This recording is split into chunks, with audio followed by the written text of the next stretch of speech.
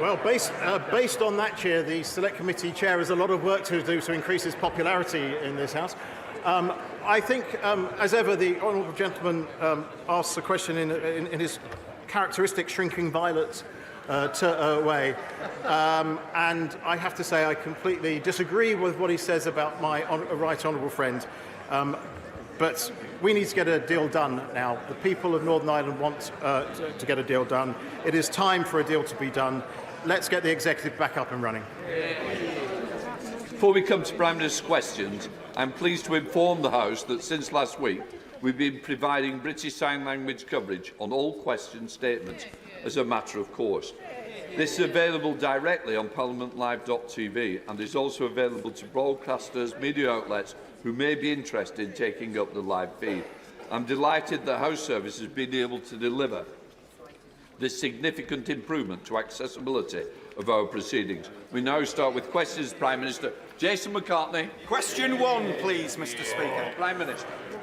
Mr. Speaker, this morning I had meetings with ministerial colleagues and others in addition to my duties in this House. I shall have further such meetings later today. Jason McCartney. Thank you, Mr. Speaker. According to the Alzheimer's Society, nearly 5,000 people are currently living with dementia in my Colne Valley constituency, of whom 3,153 have had a formal diagnosis. That figure went up by 1 this week with my dad's diagnosis. My dad is my constituent.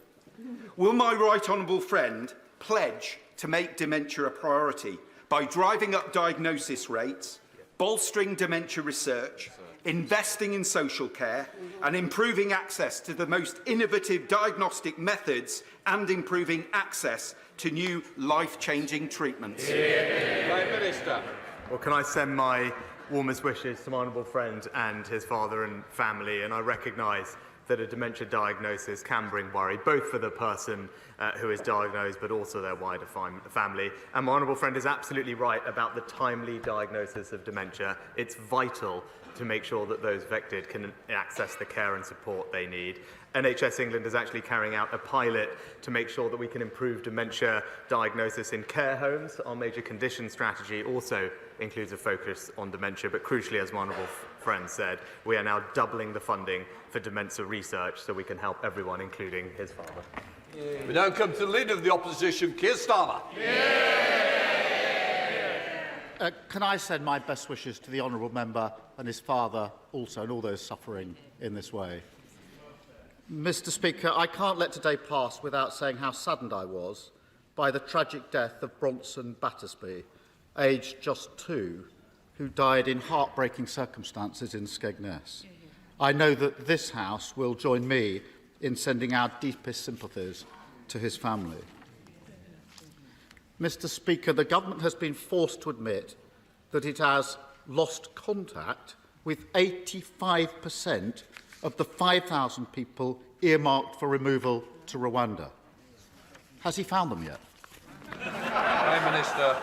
Mr. Speaker, what I can tell the honourable gentleman is that in spite of him blocking every single attempt that we have taken, we have managed now, because of our actions, to reduce the number of people coming here by over a third last year, remove over 20,000 people from this country back to their home countries, carried out 70% more illegal enforcement raids, arrested hundreds of people, closed down thousands of bank accounts, and processed over 100,000 cases, the biggest number in over 20 years, Mr. Speaker. That's because on this side of the House, we want to stop the boats, we have a plan, it's working, and with him, we would just go back to square one. My first thought is, how do you actually lose 4,250 people? Then you remember that this is the government that scrapped HS2, but the costs are still rising by billions. This is the government that spent £400 million of taxpayers' money on a Rwanda scheme, yet can't deport a single person. And this is the government that waged a week-long war on the Greek Prime Minister for reasons known only to themselves, and suddenly are reminded that, of course, this farce of a government could lose the people it was planning to remove. But He didn't answer the question, so I'll ask him again. Where are the 4,250 people that the government has lost? Where are they? Mr. Speaker, as I said, we've actually identified and removed over 20,000 people from this country back to where they belong. But he asks these questions about the Rwanda scheme, Mr. Speaker. Now, it is important that we get this up and running, because it's important, as the National Crime Agency say, that we have a working deterrence to resolve this issue. That's indeed how Australia solved this problem, and that's how Albania has worked for us. But we know he asked these questions, Mr. Speaker, about the detail of these things, but we all know he doesn't actually care about solving this problem, and we know this because when the BBC asked him about the Rwanda plan, they quizzed him and they said, if the numbers crossing the channel on small boats decline, i.e. so it's working, would you still reverse it? The Labour leader said yes. It's crystal clear he doesn't have a plan, and it will be back to square one, Mr. Speaker, spending £400 million on a plan not to get anybody to Rwanda whilst losing 4,000 people is not a plan. It's a farce. Only this government could waste hundreds of millions of pounds on a removals policy that doesn't remove anyone. Only this government could claim that it's going to get flights off the ground only to discover they couldn't find a plane. Only this government could sign a removal deal with Rwanda, only to end up taking people from Rwanda to here. But he still hasn't answered the question. So I'll try again.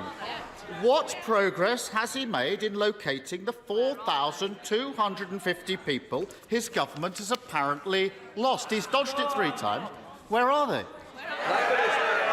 Mr. Speaker, it's the same thing again and again. Here we are talking about what we are doing, but I'm happy to go over it, Mr. Speaker. What are we doing? We've increased the number of illegal enforcement raids by 70%, leading to thousands of arrests, using powers, Mr. Speaker, that he blocked in this House. We have closed down thousands of bank accounts of illegal workers, again, using powers that he blocked, Mr. Speaker. Order. Mr. Do you want that early cup of tea, or are you going to be a little bit more silent, Prime Minister? And, Mr. Speaker, as I said, we have worked through a record number of cases and returned a record number of people back to where they've come. All of that is a plan that is working, and we can see that it's working because the numbers of people coming to this country are down by over a third, Mr. Speaker. But again, it is a bit rich to hear him in here pretending that he cares about how we actually stop the boats when he's been crystal clear. He's been crystal clear and said that even if the plan is working to reduce the numbers, he would still scrap it, Mr. Speaker. It's because he has no values, no conviction and no plan. It is back to square one.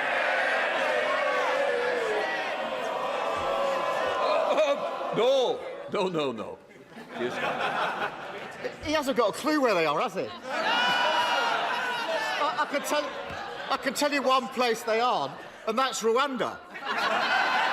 Because the only people who sent to Rwanda is cabinet ministers.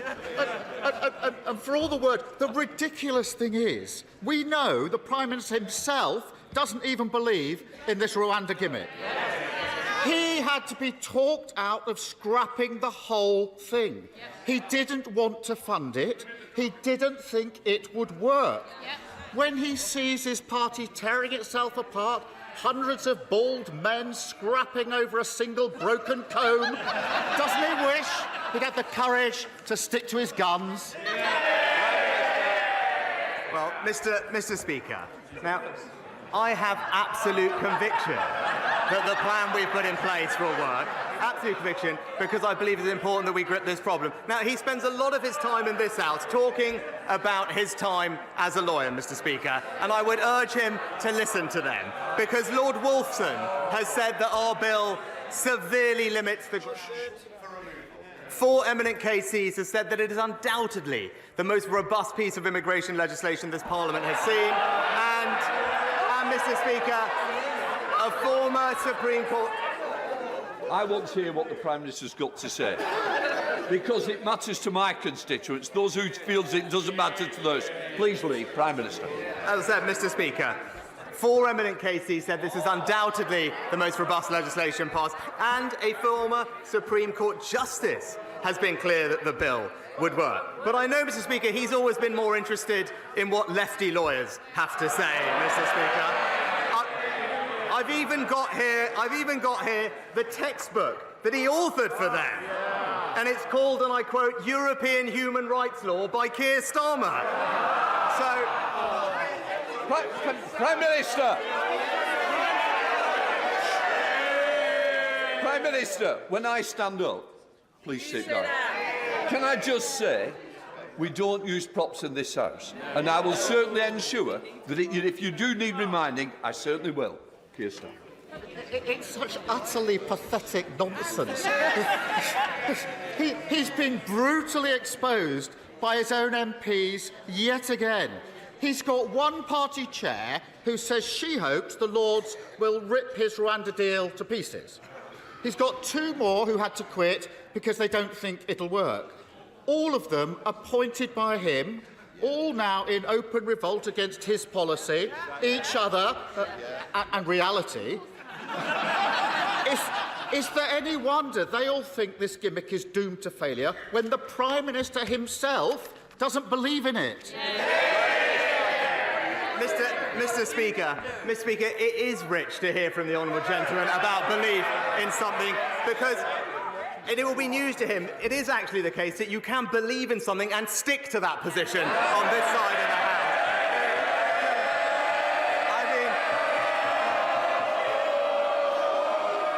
I will say to this side. Oh, hello. Somebody's jumping in from over. Can I just say it's very important. It's an important day. People want to know what's going on. So I want my constituents, just like yours, to hear what the Prime Minister's got to say. Prime Minister. Just this week, Mr. Speaker, we had another example of the honourable gentleman doing one thing, saying another, because this week he backed the Home Secretary in banning the terrorist group Hizb ut-Tahrir, despite him personally using the European Court of Human Rights to try and stop them being banned. And don't take my word for it, Mr. Speaker, the extremist's own press release said, and I quote, the Hizb ut-Tahrir legal team led by Keir Starmer. Now, I know he doesn't like talking about them because they've been a client, but when I see a group chanting jihad on our streets, I ban them, he invoices them.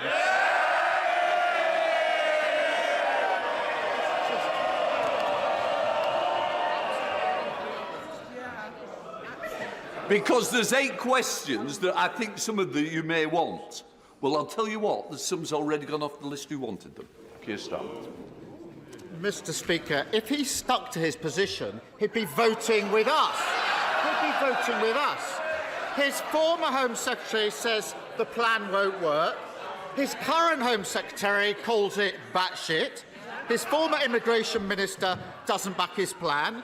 Even the Prime Minister himself doesn't believe in it.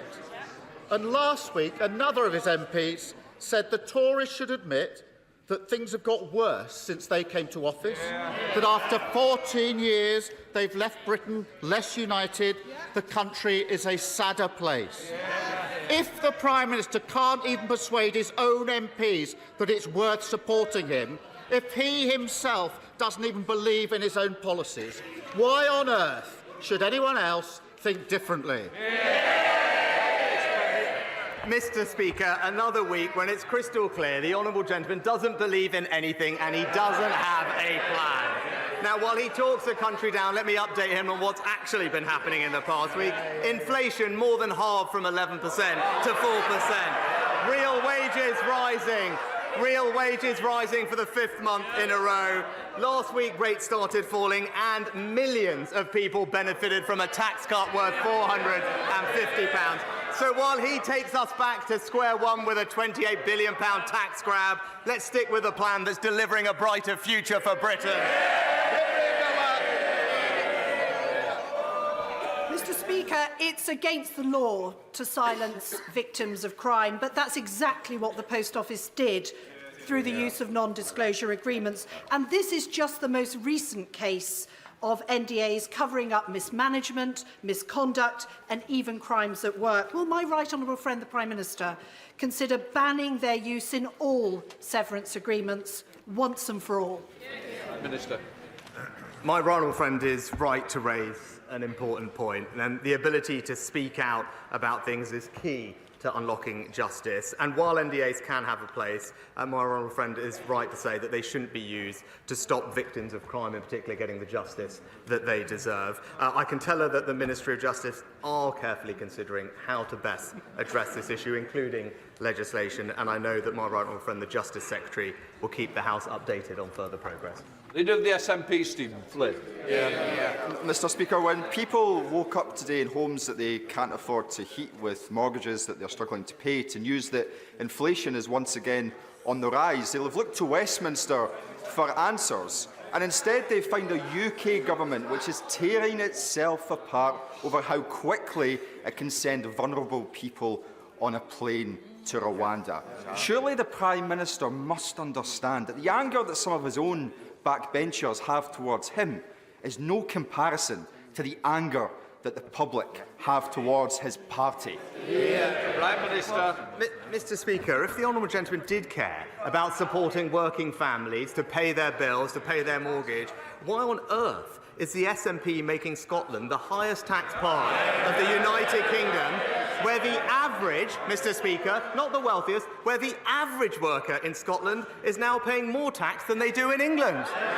Stephen Flynn. Of course, Mr. Speaker, when it comes to the Rwanda bill, the reality is that if you want to stop the smuggling gangs, you should introduce safe and legal routes. But instead, the Prime Minister is seeking to weaponise some of the most vulnerable people in society. It is straight out of the cruel and callous right-wing extremist playgroup.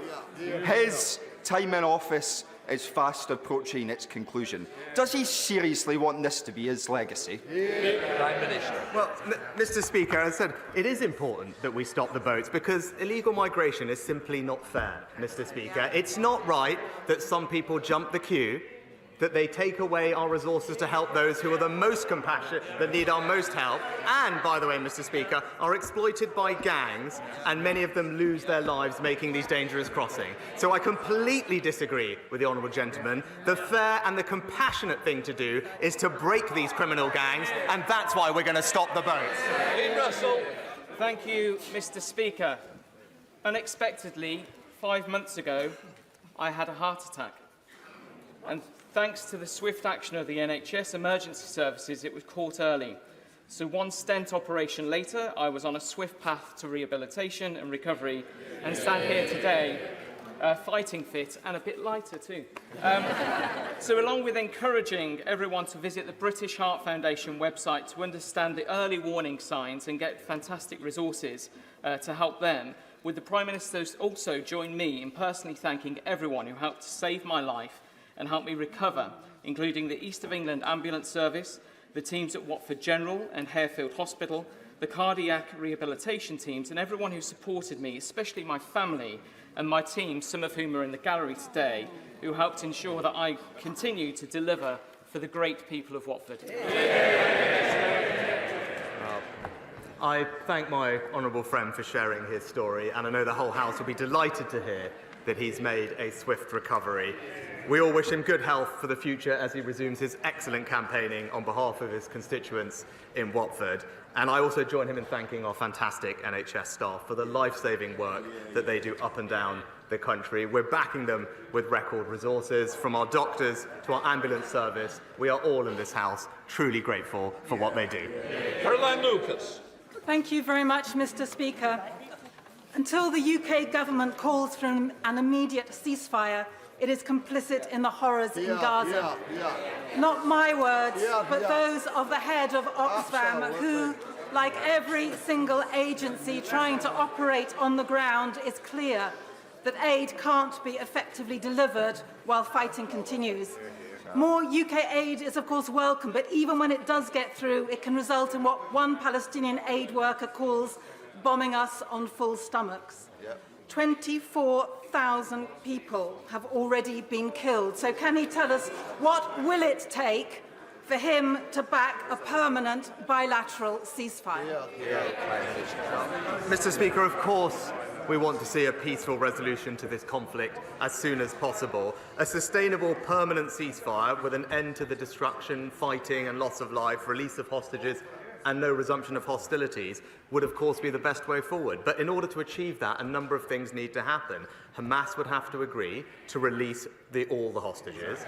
Hamas would no longer have to be in charge of Gaza, and the threat of more rocket attacks from Hamas into Israel would have to end. And the Palestinian Authority, boosted with assistance, would need to return to Gaza in order to provide governance and aid. That is the sustainable ceasefire that we will work very hard to bring about. Nick Fletcher. Thank you, Mr. Speaker. Mr. Speaker, today I was unsure whether to raise a national issue, such as the desperate need for a Minister for Men, or a local issue, such as Doncaster's need for a new hospital or Edlington for a new leisure centre. But I thought the best thing I could do is ask the Prime Minister to come and have a tour of Doncaster. And while I'm showing him around my hometown, I can press the need for a Minister for Men, I can show him the site for a new hospital, and I can introduce him to the people of Edlington so he can discuss their new leisure centre. So will the Prime Minister accept my invitation? Prime Minister. Well, thanks to my honourable friend's fantastic campaigning on behalf of his constituents. Doncaster City Council has received, I think, more than £80 million in levelling up funding to support its regeneration products. And most recently, Doncaster has been awarded £20 million in our long-term plan for towns over the next 10 years, which I know he is working very hard to make sure is prioritised for local people. I would be delighted to discuss those projects and his other ideas when I come and visit him as soon as my diary allows. Julie Elliott.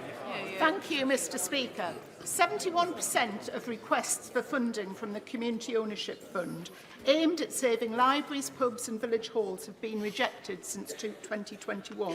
It pits communities against each other and does nothing to address the underlying causes that have led to the loss of these much-loved assets. When will the government offer more than a simple sticking plaster throughout towns, high streets and communities?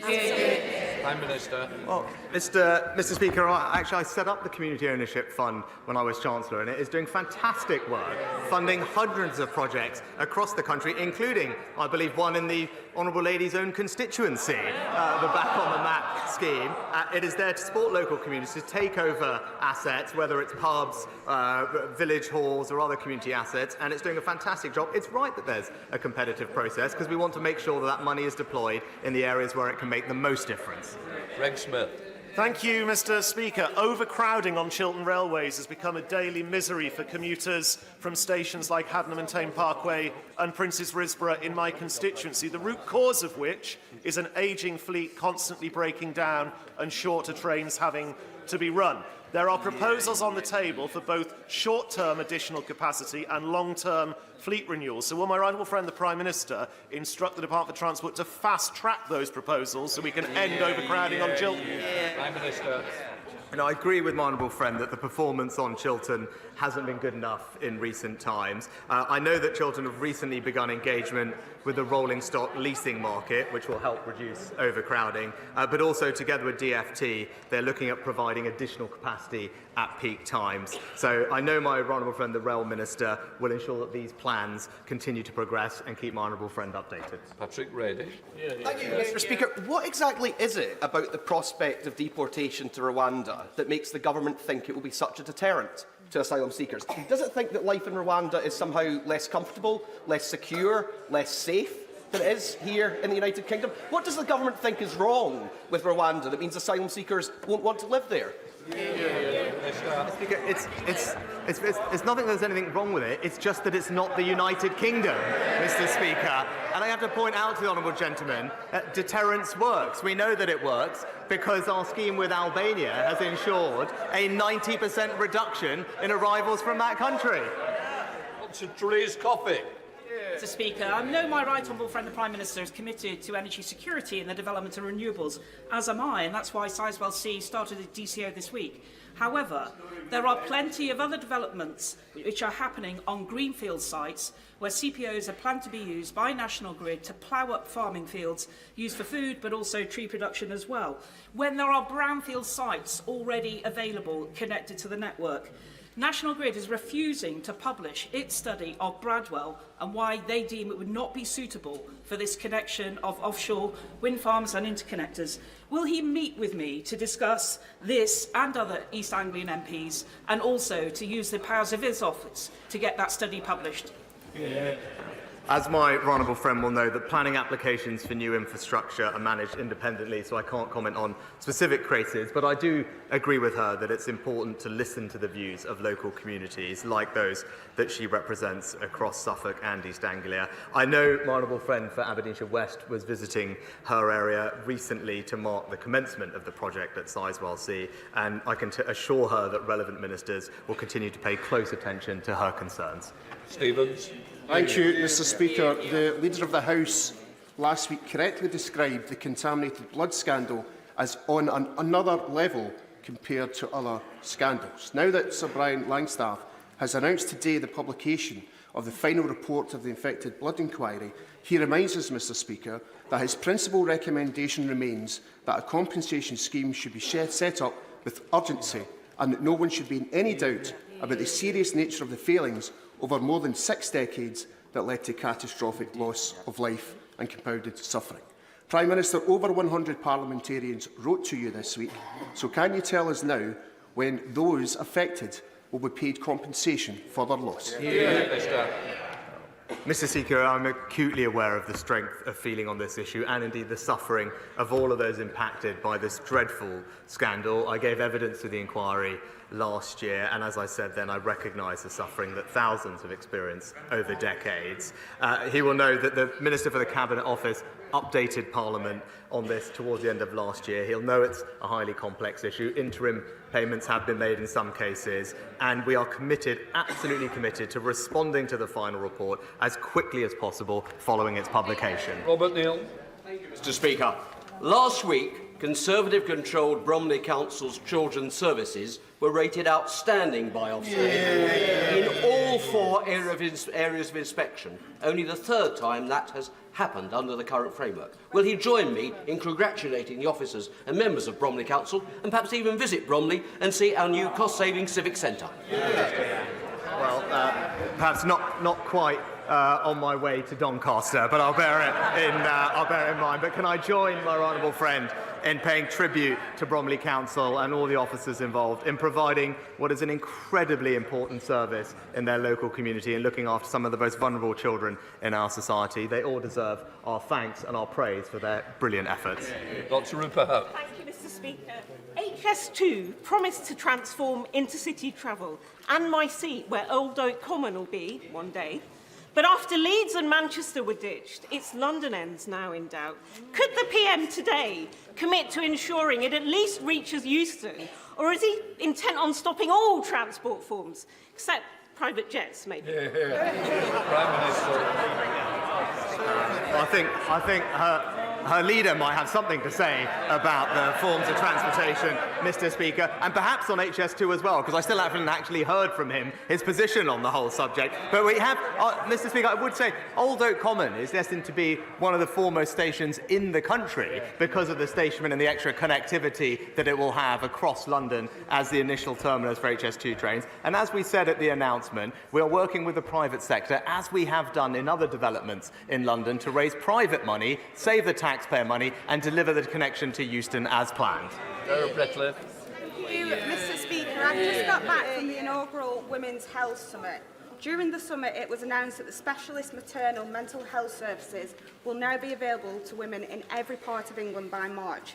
This is particularly pertinent for me after one of my constituents, Jessica Cronshaw, passed away whilst pregnant with her baby Elsie after suffering with severe pregnancy sickness, hyperemesis gravidarum. So can I thank the government for following through with this important reform and push him to keep going with the spirit of this reform so our NHS is fit for women in the future? Prime Minister. Well, can I thank my honourable friend for raising this matter, and I know the whole House will want to convey our sympathies to Jessica's family, but I'm pleased that the reforms that we are making will make a difference to women across the country in the future. We're committed to our women's health strategy, and I'm grateful that for her support and, again, her advice and ideas so we can ensure it delivers the care that we want it to across the country. Andrew Gwynn. The Conservative candidate for the Wellingborough by-election yesterday revealed that the Conservative Party had offered her a deal to be the candidate if the previous member, her partner, stood down without a fuss. The Prime Minister said just last week that candidate selection is all done locally within his party. So would he now like to deny that this secret deal was offered? Mr. Speaker, as I said last week, in our party, candidate selection is done locally. James Gray. Mr. Speaker, would my right honourable friend the Prime Minister agree with me that a remote rural hotel is just the wrong place to house asylum seekers and refugees from their point of view? And would he therefore join me in thanking the Home Secretary for announcing yesterday that the Wiltshire Hotel outside Rolwyn Bassett is in fact to be returned to its proper purpose in April? Well, I thank my honourable friend for the question. He's absolutely right. The use of hotels is unfair, and also it's unfair on local communities and also costs taxpayers £8 million a day. And that's why our plans to reduce the number of people coming has meant that we could close the first 50 hotels across the country, with more to follow. And I thank the Home Secretary and his team for their efforts. But fundamentally, the only way to resolve this once and for all is to implement our Rwanda scheme so we can have a working deterrent, and that's how we will stop the boats. Charlotte Nichols. Thank you, Mr. Speaker.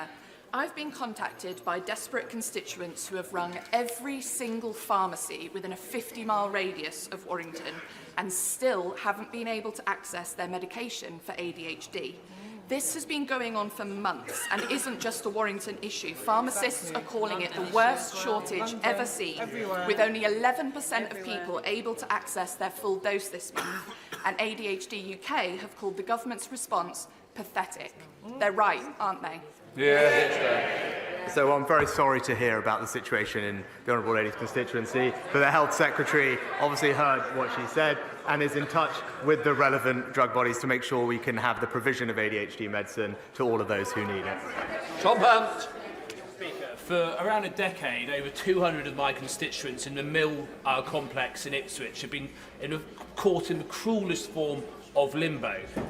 There's deep structural problems with the building and cladding problems. A few years ago, they got about £50 million out of court settlement to make a contribution towards the cladding cost. The freeholder, NAMA, the Irish financial entity set up after the Irish banking crisis, ran away with that money, putting my residents and my constituents back in square one with little to no hope. Will the Prime Minister talk to the Irish tea shop to raise this immoral case and also meet with me to discuss a way forward for my constituents, who I meet with every week? Prime Minister. Well, I'm very sorry to hear about my honourable friend's case, but I'll ensure that the government looks into the details and gets back to him in shortest order about how we can support him and his constituents. Martin Doherty-Hughes, close question. Number 10, Mr. Speaker. Mr. Speaker, I have repeatedly expressed my commitment to joint working with the First Minister of Scotland to deliver for the people across the country. Martin Doherty-Hughes. I'm grateful for that answer, Mr. Speaker. While there's rightly been much attention paid to the Post Office Horizon scandal, there is another shocking example of government and private sector collusion that began under the last Labour administration and continued under the Tories. Mr. Speaker, almost 200,000 mortgage prisoners who borrowed with high street lenders such as Northern Rock have become trapped after the portfolio was sold off to foreign entities like Topaz Finance and Heliodor, who have been creaming off extortionate revisionary standard variable rates essentially since 2008, leaving even those who kept up with payments in danger of having their home repossessed. 200,000 aspirant homeowners have had their dream taken away from. So can the Prime Minister, instead of playing catch-up with like he is doing with the Post Office scandal, meet with me and campaigners to discuss what more can be done for mortgage prisoners? Mr. Speaker, I am familiar with the situation for mortgage prisoners, and something I worked on as Chancellor, and I know the Treasury and the current Chancellor have been engaging with campaign groups and others to find ways to resolve it. It's not an easy situation to fix overnight, but there are things that are being looked at as we speak. Douglas Ross. Mr. Speaker, yesterday the Scotch Whisky Association published a report looking at the economic impact of the sector, not just in Scotland but across the whole of the UK. Some of the highlights included that in 2022 they generated £7.1 billion in gross value added, £2.1 billion has been invested in capital projects between 2018 and 2022, and 41,000 jobs are supported by the sector in Scotland, including 1 in 9 in my Murray constituency.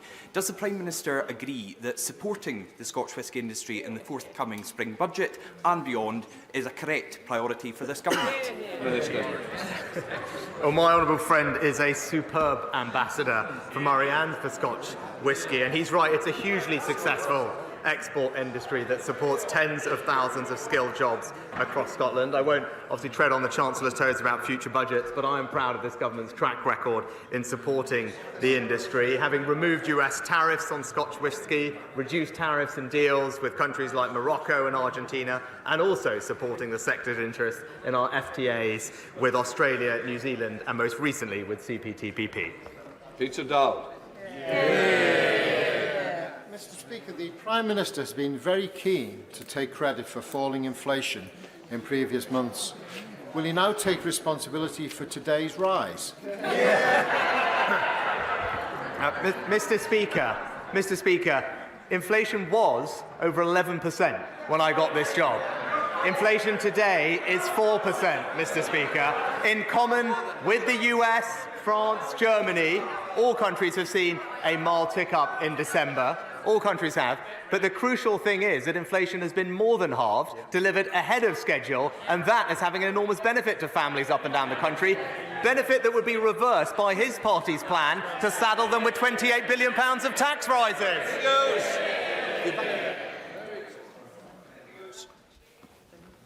Mr. Speaker, I'm a keen Parkrunner in Walsall, but I'm also part of the core team of volunteers that recently brought Parkrun to Tamworth. So in the 20th anniversary year of Parkrun, will the Prime Minister join me in encouraging other towns that don't yet have a Parkrun to get one? Prime Minister. Well, it's great to hear that my honourable friend is an avid park runner, and I thank him for actually volunteering so that the people of Tamworth can enjoy one too. I completely agree with him. When I had more time, I was a regular at the North Allerton Park Run and the Junior Park Run as well, which I recommend for those with children. It is a fantastic and accessible way to get people moving, and I join him in encouraging everyone to get involved in his local area and beyond. Daisy Cooper. Thank you, Mr. Speaker. At the last general election, residents in West Hertfordshire were promised a new hospital, but we are still waiting for the green light and having to put up with broken lifts and overly crowded treatment wards. In other parts of the country, there are entire hospital buildings that have had to be closed down, like the one in Stepping Hill in Stockport, because they are structurally unsafe. From broken promises on new hospitals to the backlog of repairs, people are sick and tired of waiting. So can the Prime Minister tell me, by the time of the next general election, how many of the broken hospitals will be fixed, and will my residents be able to point to a single spade in the ground?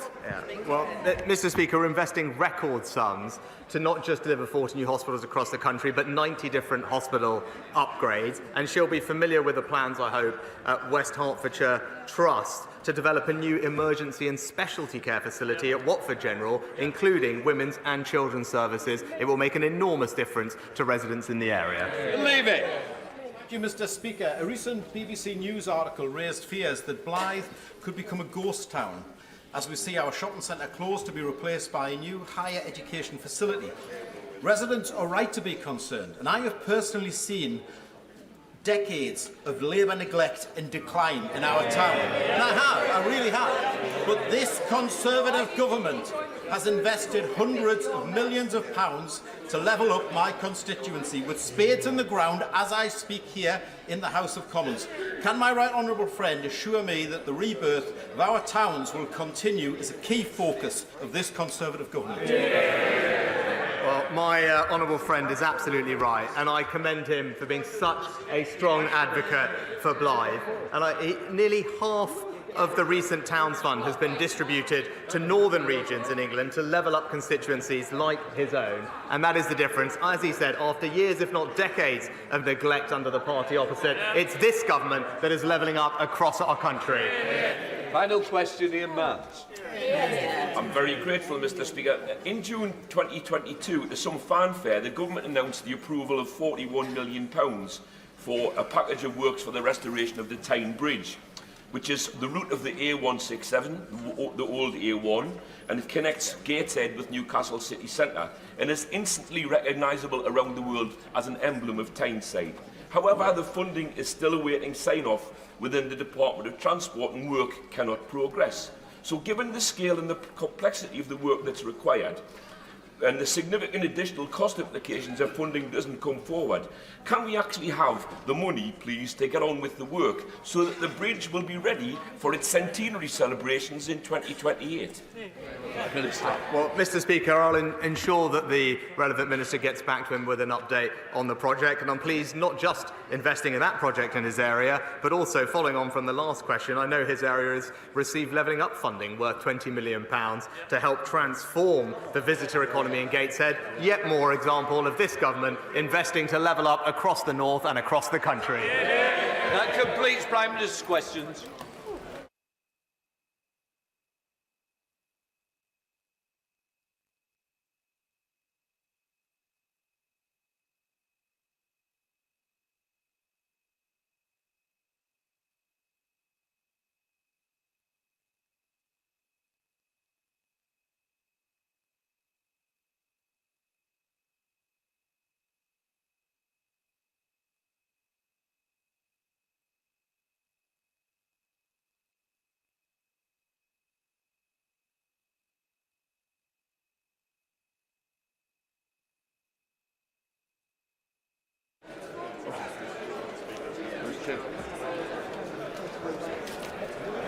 Point of order, then Diana Johnson. Mr. Speaker, further to the question asked by the Honourable Member for Glasgow South West and the announcement this morning by Sir Brian Langstaff about the report on the infected blood inquiry now being scheduled for publication in May, the Honourable Member also raised that Sir Brian said very clearly in his comments this morning, my principal recommendation remains that a compensation scheme should be set up with urgency, and he made that recommendation in April 2023. The Prime Minister did not respond to what Sir Brian has said this morning, and I wondered whether, Mr. Speaker, you'd had any indication there'll be a statement from the Cabinet Office to set out what they are going to do about complying with the recommendations made by Sir Brian. Can I just first of all say this is a very important issue, and I do know that the Honourable Lady has certainly campaigned all the way through to ensure that people are recognised the suffering they've had and the tragedies within those families. What I would say is I'm not responsible for the Prime Minister's answer, and I would say is I've been given no notice that a statement is coming. But what I do know, and I can be rest assured, that the Honourable Lady will not stop at the question she's just asked, but she will pursue it through other avenues to ensure that the question she asked is answered somewhere.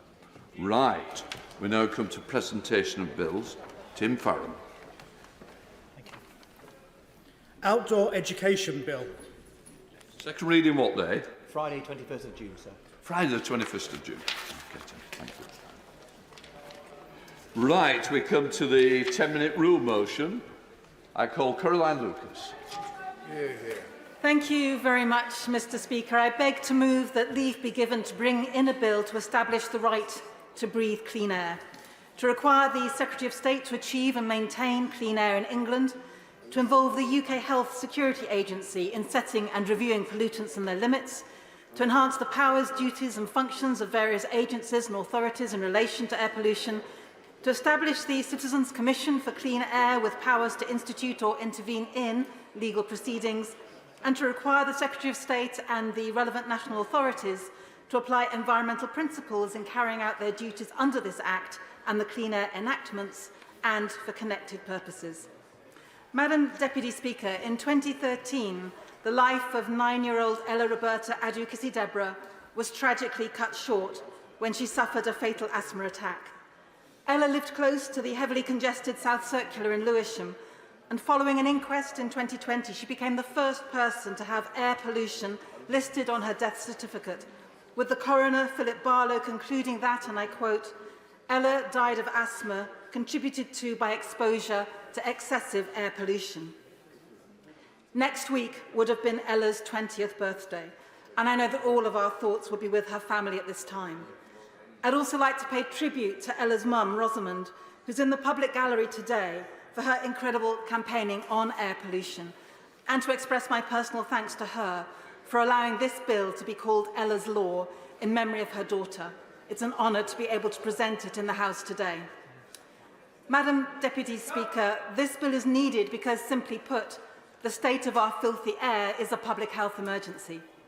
Air pollution is associated with conditions like asthma, heart disease and cancer, and has been shown to impact our mental health too, leading to an increased risk of schizophrenia, depression and anxiety. Its impacts aren't equally felt, however, with those on low incomes and from black and ethnic minority backgrounds far more likely to live in polluted areas. And it's children's health that's affected most of all, with a study published just last week by the University of Dundee revealing an increase in under-16s admitted to hospital for respiratory problems following periods of high air pollution. A 2019 study by King's College London also showed that living within 50 metres of a busy road can stunt children's lung growth by up to 14%. And for context, it's estimated that in London, 1/3 of the population, around 3 million people, live near to a busy road. It is therefore profoundly shocking, but perhaps not entirely surprising, that the UK has one of the highest rates of asthmatic children across Europe, with 1 in 11 young people living with asthma. It's been calculated that cleaner air could prevent up to 43,000 avoidable deaths in the UK each year, and it could save the public purse billions as well. Estimates of the public cost of air pollution total as much as £20 billion each year, including the impact on social care and on our crumbling NHS. So it could not be more urgent that the government takes action to clean up our air and protects lives both now and in the future. Yet despite their current approach being vastly insufficient, ministers remain bullish in defending their efforts. Indeed, last year the Prime Minister himself told me, and I quote, "We are confident that the measures we're putting in place are not only legally binding, but world-leading in tackling air quality." And he went on to say that the Environment Act provides, and I quote again, "the capability, accountability and ambition needed to make all the effective interventions to drive down air pollution." And yet the reality is that the Environment Act did very little to help deliver clean air, and it is certainly not world-leading. And the environment target that did get made under it to reduce levels of PM 2.5 to 10 micrograms per cubic metre falls short of the new WHO guidelines for 5 micrograms per cubic metre, and it could certainly be achieved far earlier than the government's target date of 2040. Indeed, when Professor Frank Kelly from Imperial College London, an advisor to the World Health Organization on health and pollution, recently gave evidence to the Environmental Audit Committee, he said very clearly that, and I quote, "Our studies show that 99.8% of the UK could achieve a figure of 10 micrograms per cubic metre by 2030, and the 0.2% that could not was certain hotspots in London, which again, if you took extra measures, you could probably eliminate as well." Professor Sir Stephen Holgate from the University of Southampton and Special Advisor on Air Quality to the Royal College of Physicians subsequently wrote to the committee to confirm that this change would result in around 20 fewer infant deaths each year. 20 fewer lives lost, 20 families saved from unimaginable heartache. And so with the Mayor of London having already committed to delivering on this more ambitious target, and with such significant benefits, it is incumbent on ministers to explain why the current legal limit remains so unambitious. And they must urgently set out how they're going to meet the new WHO guidelines, which have halved the limit for PM 2.5 to 5 micrograms per cubic metre in response to the marked increase in evidence showing how air pollution affects current different aspects of our health. In the words of the Chief Medical Officer, Professor Chris Whitty, we can and should go further, and it is technically possible to do so. So the Clean Air Human Rights Bill, or Ella's Law, would set out an entirely new approach to delivering clean air in England. First, it would enshrine the human right to clean air precisely and explicitly in English law, thereby transforming decision-making by public authorities by requiring them to consider clean air alongside other rights under the Human Rights Act. It would be a step towards incorporating the 2022 resolution adopted by the UN General Assembly, which recognises the human right to a clean, healthy and sustainable environment. It follows a one air approach that encompasses the health and environmental impacts of air pollution and greenhouse gases. And it would set standards based on advice from the Climate Change Committee and on the WHO's new air quality guidelines, and require the Secretary of State to achieve clean air within 5 years, with the possibility of postponement for up to a further 5 years per pollutant, subject to strict conditions. Now, the Environment Agency and the Climate Change Committee would be required to review the pollutants and the limits annually and advise the Secretary of State if they need tightening. The bill also covers air pollution both outdoors and indoors in public spaces and where health and safety standards apply. The tragic death of 2-year-old Awab Ishak, brought on by extensive mould in his family's flat, shone a spotlight on the significance of indoor air pollution. And whilst I welcome the prompt action which was taken by the Secretary of State for levelling up in bringing forward Awab's law, a law which should now, frankly, also be applied to the private rented sector through the Renters Reform Bill, it is very clear that legislation to address indoor air pollution must extend beyond the home too. Especially since, on average, we spend around 80% of our lives indoors, whether for work or study or leisure. And finally, in order to ensure independent scrutiny and continuous improvement, this bill would establish a Citizens' Commission for Clean Air, which would review annually the Secretary of State's compliance with the provisions of the bill and advise the Secretary of State where improvement is needed. Now, this is a bill which has already undergone significant scrutiny in the other place, after my noble friend and Green Party peer, Baroness Jones of Moulscombe, topped the private members' bill ballot in the previous parliamentary session. It has already been extensively debated, amended and improved, and it received cross-party support, including from Lord Randall of Uxbridge, former Environment Advisor to the Right Honourable Member for Maidenhead when she was Prime Minister, and he said, and I quote, "We have waited too long for proper clean air legislation. I urge the Minister to back this and say that it is a golden opportunity to do something really wonderful. The government could take pride in being part of a world-beating bill." Well, Madam Deputy Speaker, I think he was absolutely right. By taking up Ella's Law, the government has a real opportunity to genuinely lead the world in tackling this pressing public health emergency, and I urge them to take it. Hear, hear. The question is that the honourable member have leave to bring in the bill. As many as are of that opinion say aye. Aye. The contrary, no. I think the ayes have it. The ayes have it. Who will prepare and bring in the bill? Barry Sherman, Leila Moran, Ian Byrne, Dan Carden, Munira Milson and myself, Madam Deputy Speaker.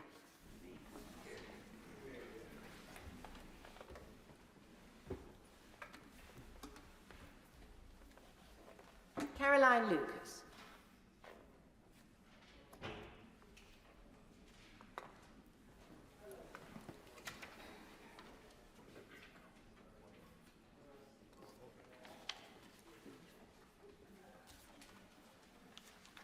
Clean Air Human Rights Bill. Second reading what day? Friday the 14th of June. Friday the 14th of June. Thank you. The clerk will now proceed to read the orders of the day. Safety of Rwanda Asylum and Immigration Bill Committee.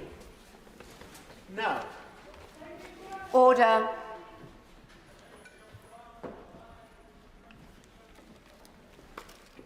Sergeant.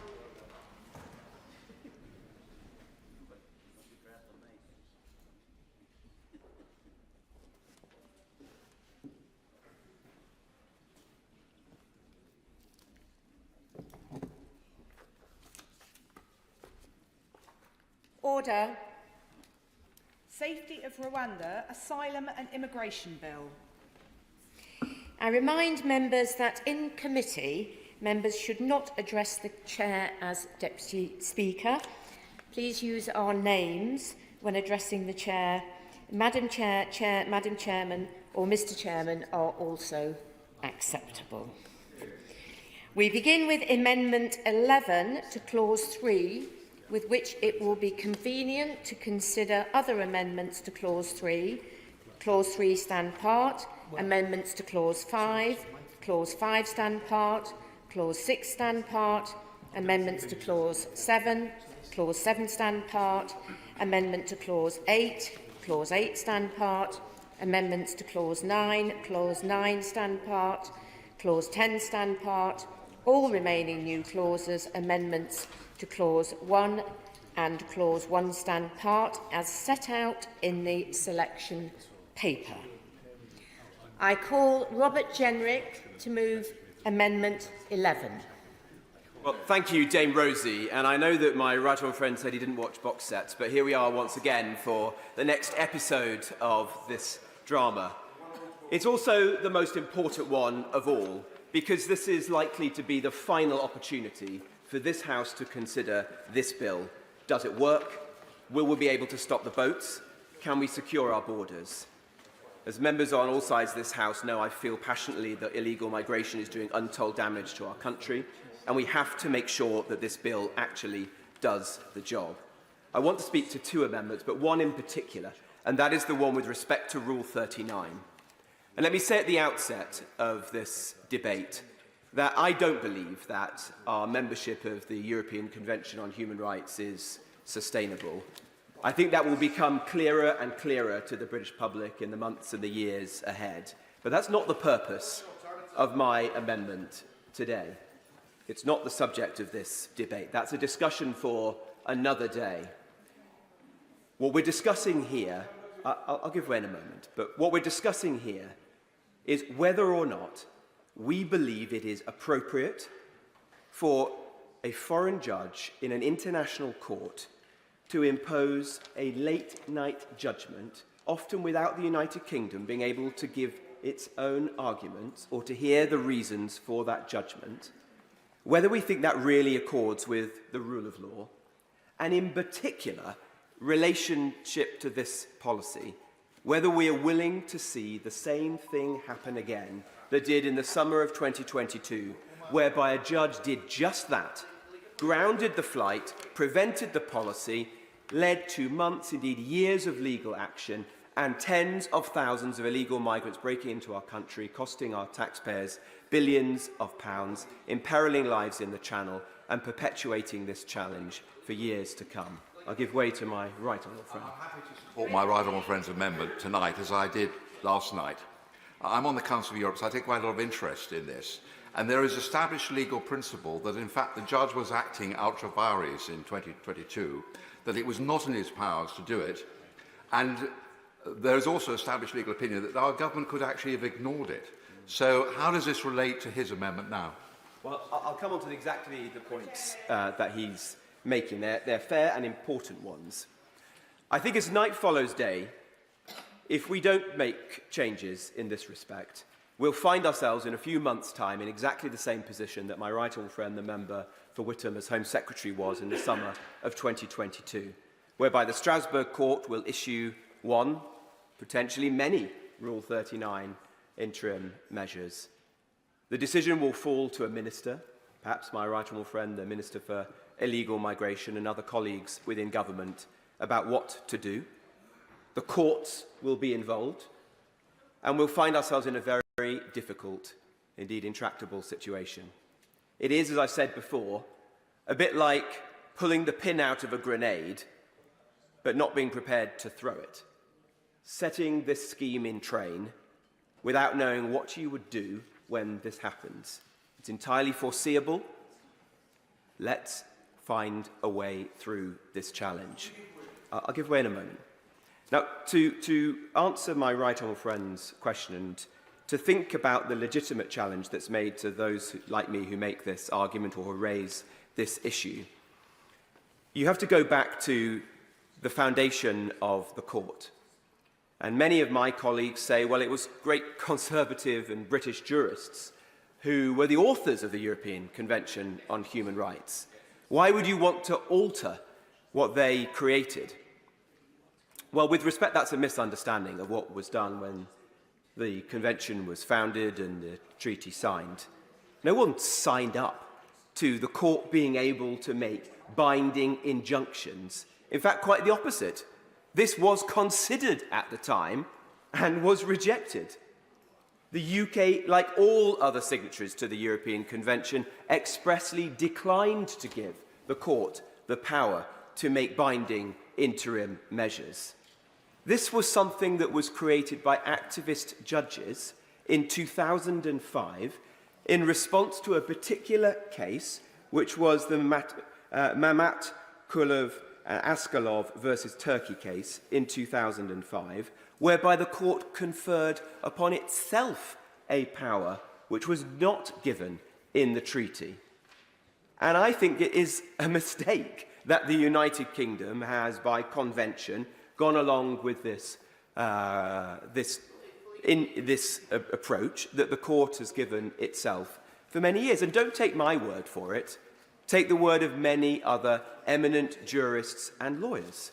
When this very point was considered in the other place during the passage of the Illegal Migration Act, a point not dissimilar to the one that I'm making, but I won't put words into their lordships' mouths, was made by the noble Lord Sandhurst, the noble Lord Fuchs, the noble Lord Wolfe. And in a foreword to an important piece related to this, the noble and learned Lord Sumption has made a similar and very important point. In fact, the professor of international law at the University of Oxford, Professor Richard Eakins, that many of us respect highly, has said that to change this approach is not to breach the rule of law, it's to defend the rule of law, because we as signatories of the European Convention expressly objected to this approach. And this has been conferred by activist judges outside of the rule of law, and we shouldn't be following through this. I'll give way to the honourable member because he was first in the queue.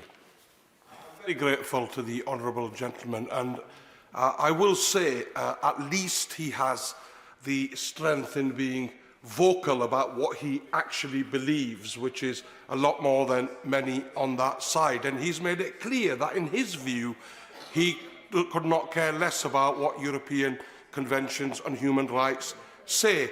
Will he go further and actually openly say that there is one purpose of this vile, dangerous, inhumane bill, which is to flout international law, and that that side couldn't care less about human rights of the most vulnerable individuals?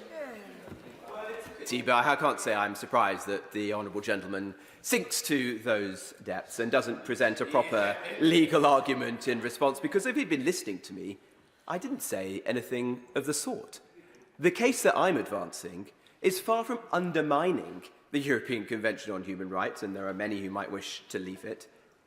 We're defending the original intent of the European Convention on Human Rights and the rule of law, because I don't think that it is sustainable for activist judges in Strasbourg to bend and change the original intent of the signatories of that convention in ways that they would never have accepted and invent new powers.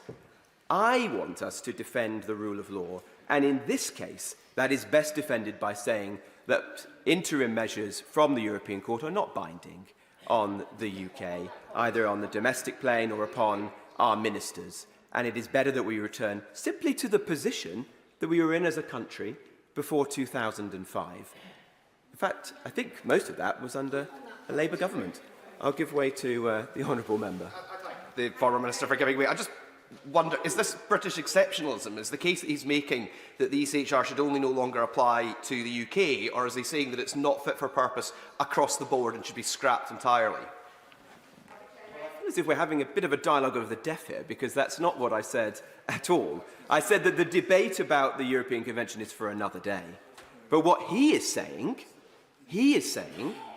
that the decision of the Strasbourg Court in 2005 to confer upon itself, without seeking the consent of any of the signatories of the Convention, that it should be able to impose interim measures, injunctions upon other countries which are binding is the right way forwards. And indeed, that those injunctions should be able to be made at the 11th hour, in the middle of the night, without giving reasons, without asking for our own arguments, without even naming which judge was behind that.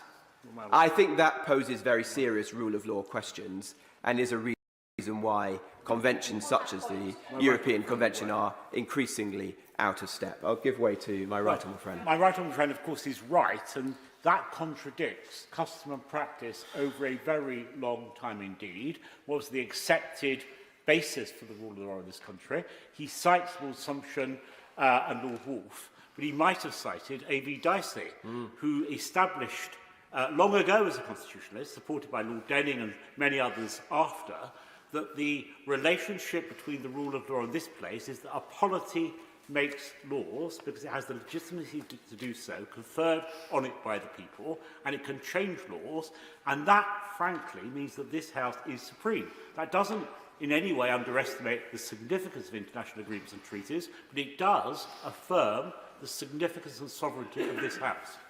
I entirely agree with my right honourable friend, and let's move forwards and see what. Well, I'll give way to the honourable lady, but then I'll continue my argument. For giving way, because as somebody who has served on the Council of Europe and was proud to do so because of the United Kingdom's history in setting it up to protect citizens from overbearing governments, I think it is worth to look at the actual data on interim measures. So for the 3 years that we know about, in 2019, there were 82 requests made to the Strasbourg Court for interim measures against this government. 0 were granted. In 2020, 47 made, 2 granted. In 2021, 51 applications against this government, 5 granted. So that's just 7 out of 180. Is he really suggesting that this government gets things right all the time, that there should be no capacity to legally challenge them, even when irrevocable harm is on the agenda? Making, and once again, the honourable lady isn't listening. The point I'm making is not about the virtues or otherwise of our membership of the European Convention on Human Rights. I've said that that is a matter for another day. The discussion on this amendment is simply whether or not we believe it is right that the Strasbourg Court should confer upon itself, without our consent, the ability to impose binding injunctions. There's a separate question, not unrelated, as to how those injunctions are made, and I think most of us, I'd like to believe, would agree that doing them late at night with an unnamed judge without giving reasons raises serious rule of law questions. Perhaps the honourable lady disagrees with that. But the purpose of this amendment is to enable us to return to a position that, yes, of course, the honourable lady has her clip for social media now, so the rest of the debate is largely irrelevant. But I'll give way to I'll give way to the honourable lady. I want to address the point of law about the courts in Strasbourg. The difficulty with the argument he's making is this, is it not? That under the scheme of the Convention, the court is the body that determines the meaning of the Convention. And not just in the case, the 2005 case, but consistently thereafter, the court has held that failing to comply with interim measures amounts to a breach of Article 34 of the Convention. Now, that's the legal difficulty with his argument, is it not? No. Maybe a good faith disagreement between the honourable lady and I, but I don't believe that international bodies and courts should be able to grow organically as a result of the decisions of activist judges. I think this is a matter of the rule of law and of parliamentary sovereignty. And we in the United Kingdom chose to be signatories of the European Convention on Human Rights. I don't think it's correct that the court gave itself this power in 2005. Now, let me return more directly to how this relates to this policy. So, firstly, let's cast our mind back to the summer of 2022. An interim measure came via a Rule 39 interim measure was imposed by the court. This grounded the flight and prevented us from proceeding with the policy. Do we think that anything has changed in the months and years that have passed? My conjecture is no. We will be in exactly the same position in a few months' time unless we take action. In the Illegal Migration Act, we included a provision which merely restated the orthodox constitutional and legal position that, in theory, it is at the discretion of a minister as to whether or not to comply with a Rule 39 interim measure. Belying that was the government's legal advice that, in its opinion, which I believe to be erroneous for the reasons I've just described, it would be in breach of international law to do so. The Attorney General and the Government Legal Service, therefore, as far as I'm aware, continue to advise ministers and civil servants that a decision not to support a Rule 39 interim measure would be illegal and would be in breach of the Ministerial Code. In fact, my best recollection of that was that no minister should give any indication that they would ignore a Rule 39 interim measure. The Attorney General's position, as I understand it, is that there is a very small number of cases in which it is conceivable that one could do so. But that's a vanishingly slim number of cases and situations. So were that situation to continue, as night follows day, we'll find ourselves in exactly the same situation we were in the summer of 2022. I don't want to be in that position. And I think it would be a huge breach of trust to the British public if we knew something was likely, if we've watched this train speeding down the tracks but moving slowly towards us. We've had ample opportunity to resolve this issue, and we've chosen to do absolutely nothing. We've kicked the can down the road. There's no more road. At the end of the road, there's a precipice. We're moving forward with a scheme, but we don't know how to implement it. We're pulling the pin out of the grenade, but we haven't got the guts to throw it. What we need to do is resolve this. And the way to resolve it seems to me to be quite simple. The government could accept the amendment in my name and that of many, many others. To do so is not to say that we're leaving the European Convention on Human Rights. There are respectable international law arguments behind the amendment. I would wager that the government would have no difficulty finding senior KCs and former judges in the other place who would support my position and its position if it chooses to adopt it. It could change some of the minor documentation that accompanies this, like the Civil Service Code and the Ministerial Code, but I wouldn't place too much emphasis on those. At the end of the day, this isn't about civil servants. This is about ministers, and it's about the law. I think a good captain doesn't blame his sailors. It's on us. We have the power to fix this, and we have the responsibility. So let's use the opportunity we have today with the amendment that we've brought forward to resolve this. Or else, we will be here in 2 months' time. The Strasbourg Court will impose a Rule 39. The government will be scrambling around how to resolve this. And the government will have no one else to blame. I'm here to help the government to ensure this policy works, because I, like everyone, at least on this side of the House, believes passionately that we have to make this policy work and to stop the boats. So I strongly encourage my right honourable friend, and indeed the Prime Minister, to support the amendment in my name and that of many others, and encourage everyone else on all sides of this House who share my determination to fix this problem to do exactly the same. The question is that Amendment 11 be made. Shadow Minister Stephen Kinnock. Thank you very much indeed, Madam Chair. It's a pleasure to serve under your chairship again today. So here we go again. Day 2 of committee stage of the third asylum bill in less than 2 years, and day 643 perhaps of the Rwanda psychodrama that the Conservative Party continues to inflict on our weary and baffled nation. And let's not forget that this whole saga started off as Operation Save Big Dog, Madam Chair. That desperate and thankfully doomed attempt to save the skin of Boris Johnson. But then, for some bizarre reason known only to the benches opposite, it didn't fade away once Mr. Johnson exited stage right. No, quite the opposite took place. Instead, it took a life of its own. It evolved into an article of faith for the Conservative Party, a purity test that has come to define whether or not you're a true believer.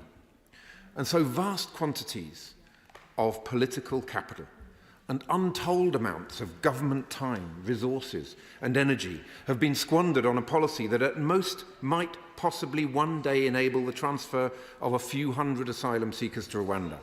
It truly is an extraordinary state of affairs, Madam Chair. And meanwhile, out there in the real world, food bills are spiralling, mortgages are going through the roof. There are 7.8 million people on NHS waiting lists. Raw sewage is being pumped into our rivers, and at least 30,000 people risked life and limb to cross the channel on small boats. And nothing in this bill will address any of the challenges that I've just outlined, not even that last one. As I said yesterday, the Rwanda plan is extortionately expensive, with £400 million on its way or committed to the government of Rwanda without a single asylum seeker ever being sent there. And in addition to that vast sum, it will cost at least £169,000 to send each individual asylum seeker to Rwanda, probably far higher than that, but the government is refusing to come clean on that point. It's also unworkable because there is no evidence that sending just a few hundred asylum seekers will deter the tens of thousands who are crossing the channel each year.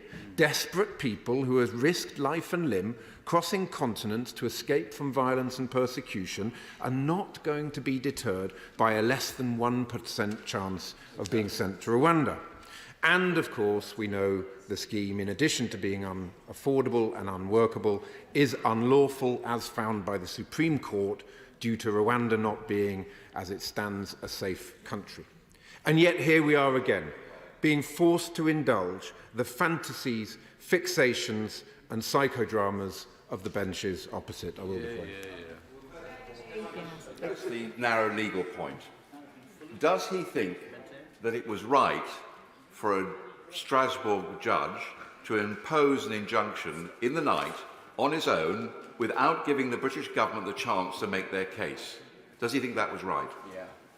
Well, what we are seeing is a complete shambolic incompetence in the asylum system, and if cases are not made clearly and are open to legal appeals will come, and in some cases those legal appeals will succeed. On the broader point, the reality is that the United Kingdom is party to a number of international agreements and conventions, and that reality is extremely important to our national interest, and in many cases strengthens our sovereignty and not weakens it. So we on these benches are absolutely clear that politics is about choices, and when you look at the bigger picture in terms of our country's place in the world, it is absolutely clear that our sovereignty and our national interest is strengthened, not weakened, by being party to these international agreements and conventions. But, Madam Chair, I'll just make a little bit of progress and I'll come back. What is also deeply troubling is that every day seems to bring a new example of the tail wagging the dog.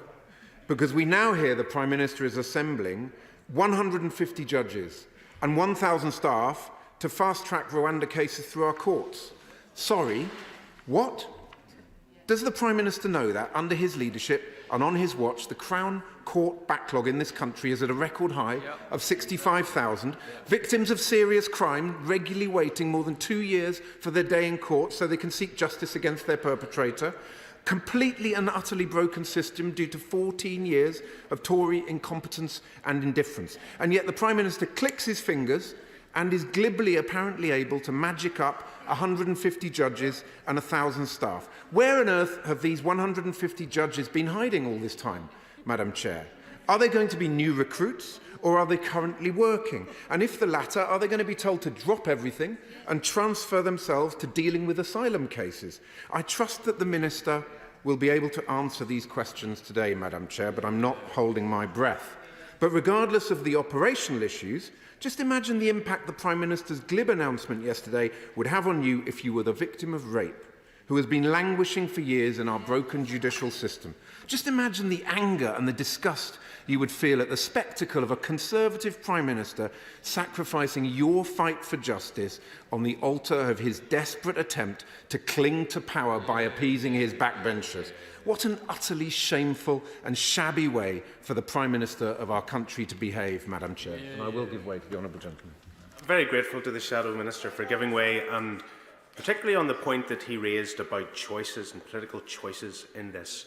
He is valiantly opposing this bill and he voted against it at second reading, just as I did. But does he recognise that, given that this is the last session of this Parliament, that the Parliament Act cannot be engaged and there's plenty that will take place in the other place? The only way the Safety of Rwanda bill becomes law is if Labour make the political choice to say that fighting it and frustrating it any longer is not in your interest. But, well, I thank the honourable member for his comments, but we have made absolutely clear that this bill is unaffordable, unworkable and unlawful, and we on these benches will never support any piece of legislation that is guilty of those three sins. So it is as clear as crystal to us that we will, with pride, we voted against it at second reading. With pride, we voted against the amendments that would just make it even worse. And with pride, we will be voting against this bill at third reading. I will give way.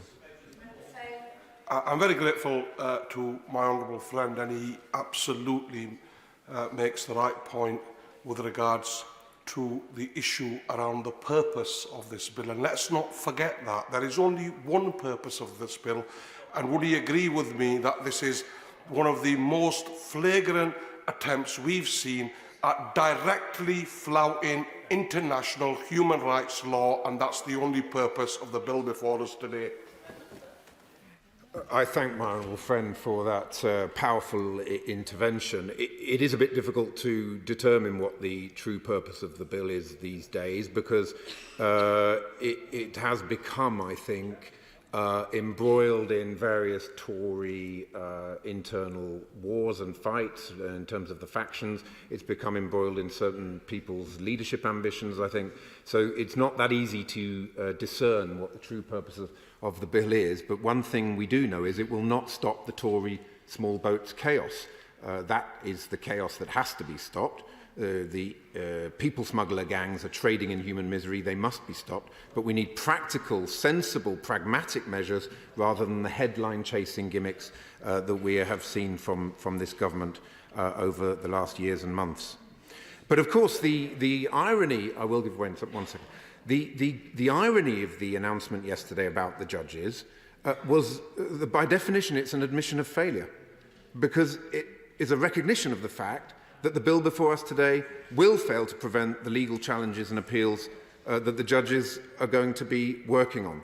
So the Prime Minister's announcement yesterday was also further evidence of the profoundly troubling way in which this government is prepared to disregard and disrespect our judiciary. And I would urge members on all benches to take careful note of what Sue Carr, the Lady Chief Justice, told Parliament's Justice Committee yesterday, and I quote, "I'm afraid that this headline draws matters of judicial responsibility into the political arena.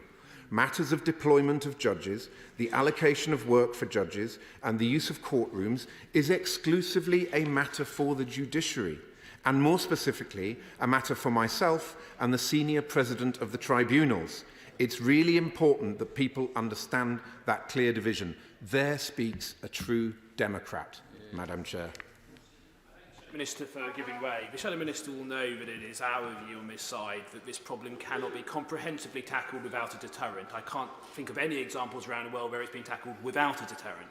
I know the Shadow Minister has spoken before about safe and legal routes, and I've asked him questions before about whether he thinks the numbers associated with safe and legal routes should be capped or whether they should be uncapped. Has the Shadow Minister had thought about what the cap level would be? What would be the number? Well, I thank the honourable gentleman for his intervention. It's clear that in order to stop the Tory small boats chaos, we have to smash the criminal smuggler gangs. That will be done through enhanced cooperation with European partners and allies. A crucial part of that is, of course, the Shadow Home Secretary and the Leader of the Opposition visited Europol recently. Hugely important that we get better data sharing, cooperation with European authorities, Europol, Frontex, in order to be able to smash the criminal gangs upstream. As I will go on to say in my remarks, the more you jeopardize cooperation with our European partners and allies by threatening to leave the European conventions, the more difficult you make it to have that European cooperation, and therefore you undermine your own ability to deter the criminal smuggler gangs. If you were looking for a definition of counterproductive legislation and policies, this would be the one that you would go for. I'll give way to the gentleman. Very good point about cooperation. And he's right, the only way you can tackle this problem is by a suite of measures under umbrella policy. But an important part of that, as my honourable friend just described, is deterrent. Because the criminal gangs that he described, their brand, their marketing message is you'll get to Britain and never leave. And sadly, that's been too often the case, has it not?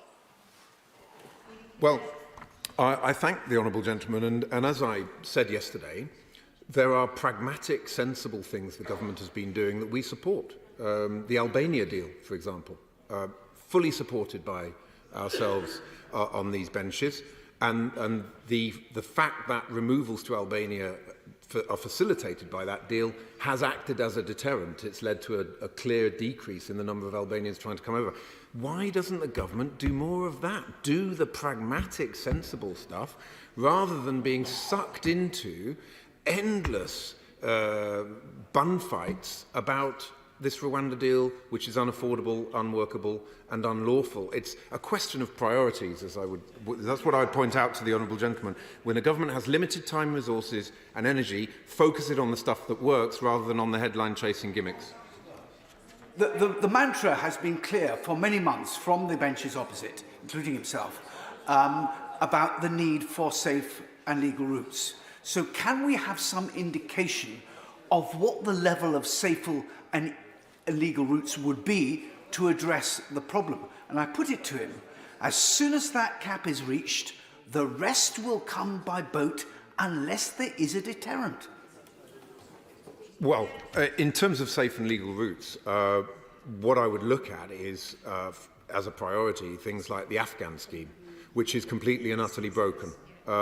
We've seen ARAP collapsed, we've seen ACRS never really working. Which is the nationality that is always in the top 3 or 4 nationalities crossing the channel? It's the Afghans. So I think what we need to do is make sure we get the schemes that are currently in place working properly, and then we need to look at international cooperation, working with our European partners and allies, and creating a dynamic whereby the United Kingdom does its bit as part of ensuring that those who are trying to cross the channel on small boats do not do so. Okay. Drawing him back to the actual amendments and to the interim measures of the Strasbourg Court, to build on the question from my right honourable friend, am I right in understanding the Labour Party's position is that it does not want to see reform of Rule 39 interim measures? Because I find that very surprising, given that the UK is working in concert with many, perhaps all signatories of the European Convention on Human Rights to do just that, because most of our friends and allies in Europe consider there to be serious rule of law issues arising from the so-called pyjama injunctions, and we want to see them, like them, reformed. Would the Labour Party abandon that piece of work? Everything that we do when, as I hope, we enter government will be based on the test. Is it affordable, is it workable, and is it legal? The legal piece has to be based on compliance with our international legal obligations. However, if you cherish something, you also have to be prepared to be open to changing it, to improving it. And it is clear that a global conversation is required about the immigration position in which we find ourselves. A European conversation is required, and absolutely, if we, in concert with our international partners and allies, can find ways of improving the system, then of course we on these benches would be looking to do that. It's unfortunately not a deal that we can negotiate from opposition. It's something that we will certainly be looking to prioritise as and when we come into government. If you don't mind, if the honourable gentleman, I'll make a little bit more progress and I'll come back to him.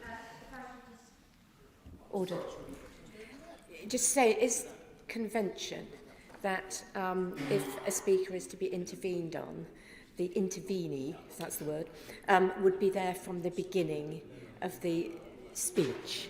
And I know the right honourable gentleman came in a little later than when Stephen Kinnock started his speech. Stephen Kinnock. Thank you, Madam Chair.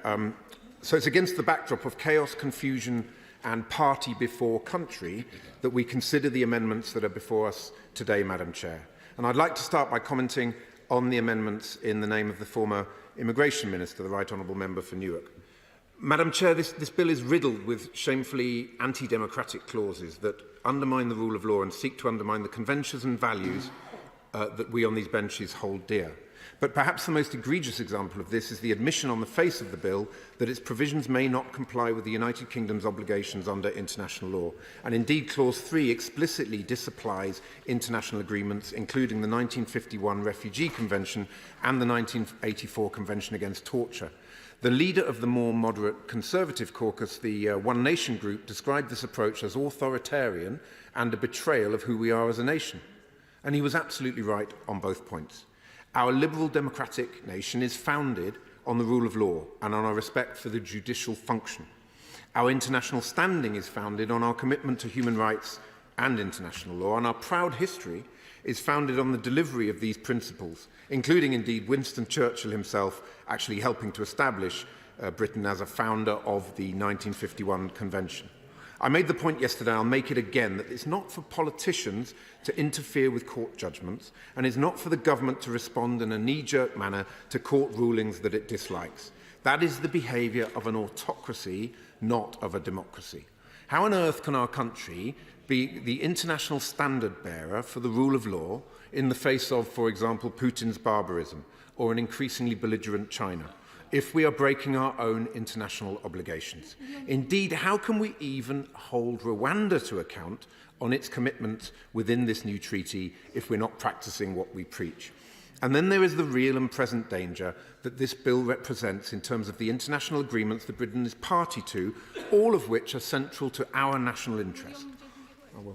I thank the honourable gentleman for giving way. Those who are worried about social media may also find it useful to use their phones in the chamber to double-check those international obligations, and indeed the original text of the European Court of Human Rights that says explicitly the high undertaking parties agree to abide by the decision of the court in any case to which they are parties. From the start, it was intended that there was a check and court. I listened to the gentleman opposite. I hope he will accord the same respect and courtesy to me. Does the member agree with me that from the start it was envisaged it was an important check and balance to involve the courts in decision-making? Well, my honourable friend makes a very good point, and I think, as we've also seen in the letter that Nathalie Oiseau has sent to her about the potential risks that there are to the Trade and Cooperation Agreement and a range of other commitments, it is absolutely clear that it is in our national interest to pool our sovereignty with other nations through these conventions in order to strengthen our own national sovereignty, and I agree absolutely with her on that point. But firstly, looking at some of these agreements, the Good Friday Agreement. The European Convention on Human Rights is woven integrally into many different parts of the GFA. The political settlement in Northern Ireland should not be taken for granted. So disapplying the ECHR in British legislation would be playing with fire in that regard, Madam Chair. And of course, the Prime Minister's very own Windsor Framework, which sought to resolve the issues around trade and Northern Ireland post-Brexit, was agreed on the basis of the UK's full commitment to the GFA. I'm sure that the Prime Minister wouldn't want to accidentally set fire to his own carefully crafted negotiations. Then there is the EU-UK Trade and Cooperation Agreement, which includes clauses on important mutual security cooperation, which are reliant on Britain's commitment to the European Convention on Human Rights. Under Articles 1 and 692 of the TCA, UK withdrawal from the ECHR entitles the EU to immediately suspend or terminate the entirety of Section 3 of the TCA. So introducing notwithstanding clauses into this bill would mean that the government would also be dicing with the risk of jeopardising security cooperation with our European partners and allies. And the irony here is that this very security cooperation and data sharing is of pivotal importance when it comes to smashing the criminal gangs that are behind the small boats crossings. So this bill that is designed to stop the potential of, which is designed to potentially deal with the issue of the small boat crossings and the criminal gangs, could potentially undermine the very cooperation which is supposed to be smashing those very gangs. You literally could not make it up, Madam Chair. So I do not believe that legislative belligerence is in the interests or the traditions of the party opposite, and I certainly don't believe it's in the interests or traditions of our own proud nation. And the amendments that have been tabled by the former Immigration Minister, I'm afraid, would simply increase all the risks that I've described, and so we on these benches will be opposing them. Madam Chair, I turn now to the Labour Party's amendments. Again, I stress that we reject this bill in its entirety and that our amendments are designed to limit the damage of this unaffordable, unworkable and unlawful piece of legislation. A major concern of ours is around the way in which the government is handling the entire Rwanda saga from the point of view of transparency, from everything from the costs to the processing capacity of the Rwandan government to ministers trying to hide the fact that criminals will be sent from Rwanda back to the UK, and the fact that the UK may have to take some refugees from Rwanda. Our Amendment 36, New Clause 7 and New Clause 8, are all a part of an attempt to force the government to shed more light on the less clear aspects of the scheme and to introduce more accountability. Amendment 36 would require that the government publish a full impact assessment setting out the costs per person for the removal scheme and the confidential financial memorandum already agreed between the two countries. We believe the cost per person is far higher than the 169,000 already acknowledged by the government, and we want ministers to come clean on that point. New Clause 7 would require the Secretary of State to report to Parliament on a regular basis, as with the Monitoring Committee every 90 days, on the operation of the scheme, including data on the number of people relocated to Rwanda and the costs incurred by the UK government. Similarly, New Clause 9 would require regular reporting on the number of asylum seekers declared inadmissible under the Illegal Migration Act from the point of its entry into force, whenever that may be, and the number of such asylum seekers who were subsequently removed to Rwanda. New Clause 8 would impose further reporting requirements on the government, including on the number of individuals involved in criminal activity who have been transferred from Rwanda to the UK. In the event of any such transfers, the government would be required to table a debatable motion in Parliament so that MPs could consider whether, in light of the transfers, the operation of the treaty should be suspended. It is important that the British public understand just how many foreign criminals the Conservative government would be importing back into our country as part of this Rwanda deal. Further amendments relate to the Monitoring Committee, a central part of the new treaty which both sides are required to set up in order to oversee the operation of the removal scheme and to provide a mechanism for individual asylum seekers to lodge confidential complaints directly with the committee. The Supreme Court raised initial concerns about the capacity of the committee to review complaints in its judgment. Our Amendment 59 would make the establishment of this committee a necessary precondition for the commencement of this Act, and New Clause 5 would place the committee on a statutory footing. The Monitoring Committee would be required to report to Parliament every 90 days, confirming that all the relevant obligations set out in the treaty are being fully complied with. In the event the Monitoring Committee either fails to meet the 90-day requirement or reports to Parliament that Rwanda is not in full compliance with any provision of the treaty, this Act would effectively be suspended from being in force until any issues with timing or compliance have been resolved. Linked to this, New Clause 13 stipulates that the operation of this Act should be suspended at any time when the Monitoring Committee is not in operation. Finally, New Clause 5 states that it is for a Minister of the Crown and that Minister only to decide whether or not to comply with any interim measures issued by the ECHR for the purposes of blocking a person's removal to Rwanda. Amendment 38 stipulates that in making such a decision, the Minister in question must consult with the Attorney General. Madam Chair, the Conservative psychodrama of the past 24 hours only goes to serve the old political adage. If a Prime Minister is incapable of managing his own party, he must be utterly incapable of running the country. And the resignation of not one but two deputy chairs last night, followed by a 60-strong rebellion, illustrated the level of utter incompetence at the heart of his administration. Now, you know what they say, losing one deputy chair could be down to misfortune. Losing two in one night is sheer carelessness.